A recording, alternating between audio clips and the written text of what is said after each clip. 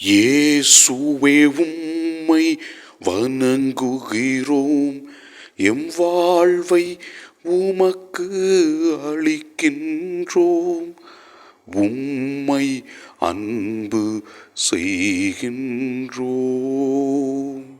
ஆண்டவரே இயேசுவே, உமக்காக நாங்கள் பணி செய்யும் பொழுது எங்களை நிறைவாக ஆசீர்வதிக்கின்றவரே, நீர் எங்களோடு இருந்து எங்களுக்கு தேவையான அனைத்து உதவிகளையும் செய்கிற மேலான கிருபைகளுக்காக நன்றி சொல்லி உம்மை ஆராதிக்கின்றோம்.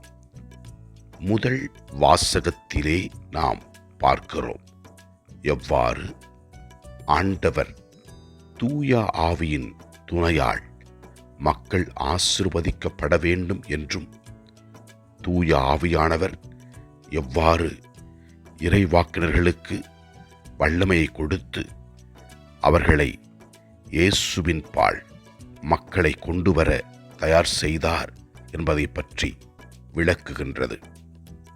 நற்செய்தி வாசகத்திலே நாம் இவ்வாறு வாசிக்கின்றோம்.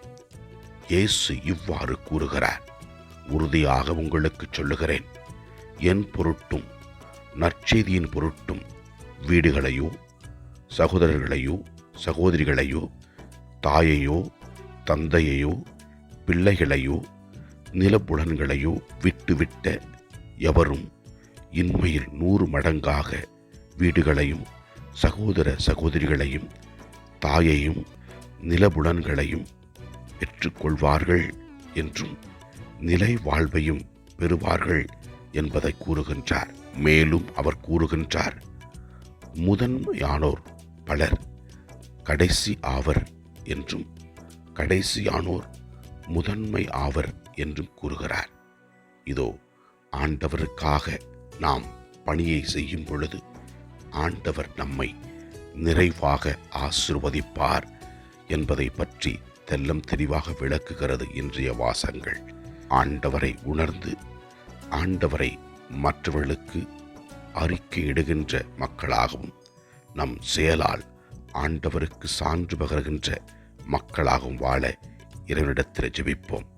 ஆண்டவரை நோக்கி நம்முடைய தேவைகளுக்காக ஜெபிப்போம். எல்லாம் வல்ல இறைவன், தந்தை, மகன், தூய ஆவியார் நம் ஒவ்வொருவரையும் ஆசீர்வதிப்பாராக. இயேசுவுக்கு புகழ். மரியே வாழ்க. ஆமென்.